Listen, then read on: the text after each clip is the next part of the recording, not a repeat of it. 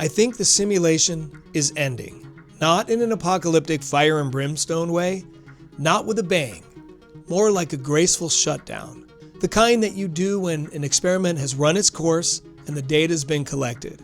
I know how it sounds, but stay with me, because whether or not we're literally in a simulation doesn't change the fact that it looks and feels like this iteration is quickly coming to an end. In this video, I'm going to share the top 8 reasons why I believe the simulation is almost over.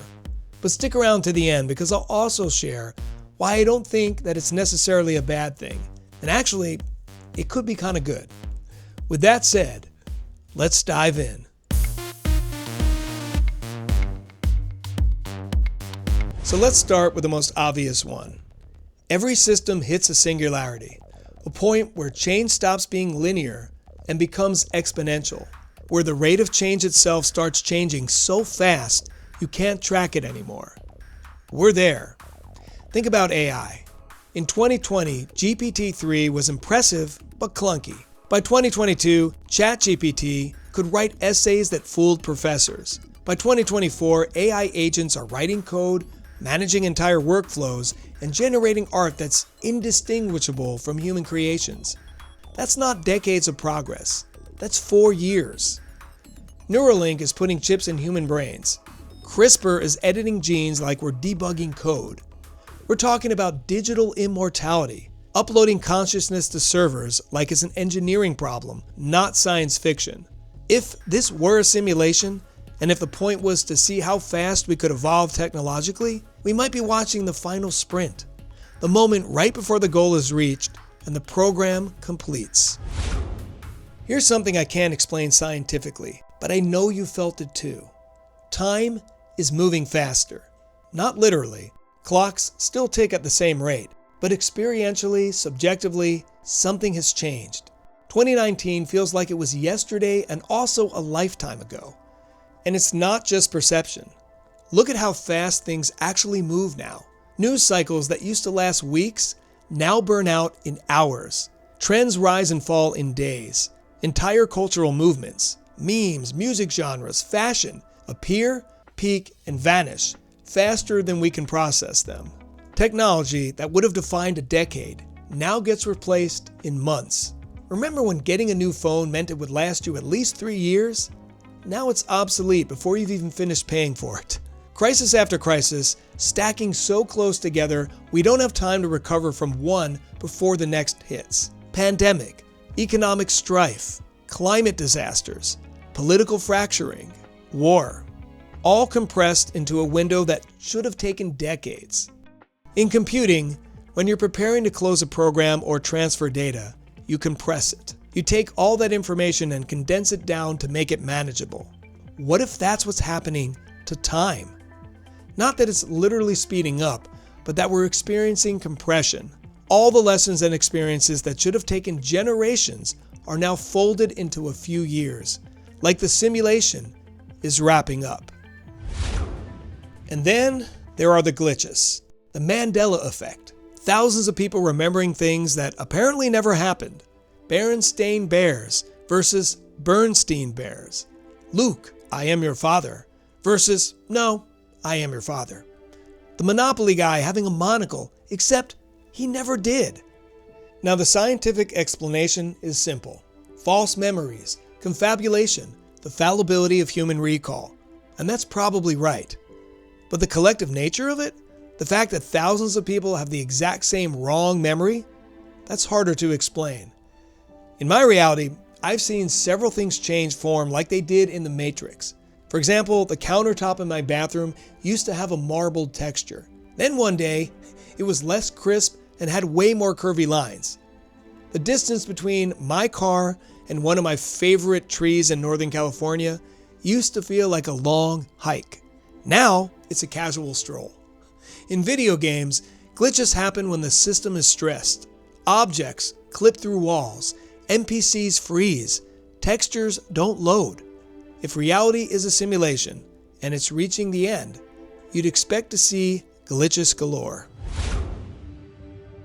We don't live in the same reality anymore. I don't mean that metaphorically. I mean that two people can look at the same event and come away with completely incompatible understandings of what happened.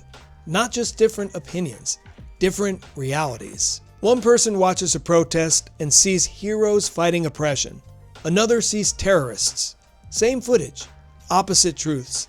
And now we have deepfakes. AI-generated images and videos so convincing you can't tell what's real. We're at the point where seeing is not believing. Even science, which is supposed to be our shared foundation of objective truth, has fractured. In simulation theory, there's this concept of timeline splitting. The idea that when too many divergent paths emerge, the simulation branches and creates parallel versions, each one following its own logic. That's what this feels like. The simulation can no longer maintain one coherent narrative, so it's splitting into separate servers. Here's something that's been bothering me. We've stopped creating new things. Look at what's in theaters. Sequels, reboots, remakes of remakes. When was the last time a truly original story captured the culture? Not an adaptation, not based on existing IP. Music is the same. Producers mine the past because nothing new sounds right. Spotify's algorithm is curating vibes that all blur together. And then there's AI art. Beautiful, technically perfect images flooding every feed. But there's something missing. They're gorgeous, but emotionally empty. It's mimicry without meaning, and real artists are getting lost in the noise. We're in the derivative era, the age of copies, creation without consciousness. In late-stage simulations, the system runs out of new patterns, so it starts recycling its own code. AI is holding up a mirror, showing us what happens when creation loses soul. When was the last time you created something just because you wanted to? Not for likes or views or for the algorithm, but because something was moving deep inside you that you felt needed to exist. The derivative era, in my opinion, isn't a failure. It's a signal calling for artists, musicians, and visionaries to remember why we create, for the evolution of the soul. May 10th, 2024.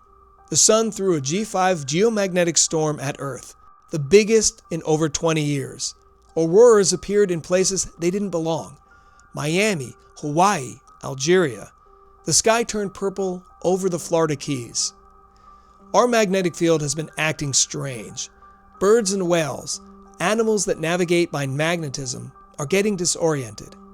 The Schumann resonance, Earth's electromagnetic frequency, is usually stable at 7.83 Hz, but it's been spiking, hitting peaks of 16, 30, and even 50 Hz during certain events.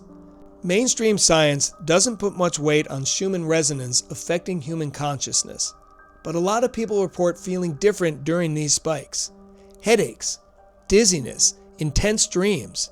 We're at solar cycle 25's maximum right now, which means more flares and more cosmic radiation hitting Earth. And here's what's interesting. A lot of ancient traditions predicted something happening around now. The Mayan calendar's end date controversy of 2012. Vedic texts describing a Kali Yuga transition. Hopi prophecies about purification. They weren't predicting the end of the world. They were predicting a shift. If this is a simulation, maybe the cosmic synchronization is exactly what it looks like, a firmware update. The system's syncing to a new frequency, upgrading to the next version. 2024 was the hottest year in recorded history. Not by a little, by a lot. Mass extinctions, coral bleaching, ecosystems collapsing in real time, overpopulation, and overuse of resources. The planet is literally running a fever. Every simulation depends on balance, input and output, creation and renewal. When that balance breaks, the system overheats and forces a shutdown to protect itself. Something is happening to human consciousness. In the last 5 years, meditation and mindfulness have gone from niche to mainstream. Psychedelics, once demonized, are now being studied at major universities as therapeutic tools. Millions of people are reporting spiritual awakenings, ego deaths, and shifts in how they perceive reality. People are waking up, not just spiritually, but to the systems of control, manipulation, and fear, questioning authority, rejecting old paradigms, demanding something different. If the simulation's purpose was to create self-aware consciousness, we might be watching the completion of that purpose. The characters are remembering that they're the players. The dreamers are realizing that they're dreaming. Does any of this prove that we're living in a simulation that's almost over? No. But these signs do show something. We're in a period of massive transformation. Whether you call it a consciousness shift, an ecological crisis, or just the natural evolution of human civilization, something fundamental is happening. And how we respond matters. We can meet this moment with fear and resistance and try to cling to the old paradigm. Or we can meet it with curiosity and courage. If you're an artist, a musician, or a creator of any kind, this is your moment. Not to feed the algorithm, not to make copies of copies, but to return to source. To create, because something is moving through you that needs to exist. If the simulation is almost over, maybe that's not a bad thing. Maybe it means we're graduating and leveling up. Maybe it means we're about to co-create an incredible new reality. No one knows what's going to happen next, but I suspect we're in for an exciting ride. So keep calm and keep creating. And remember, the end doesn't mean death, because we're all energy, and energy can never be destroyed. It can only be transformed. If you enjoyed this video, please like and subscribe for more high vibe content. And leave me a comment letting me know your thoughts on simulation theory and whether you think that the simulation is almost over. Until next time, namaste.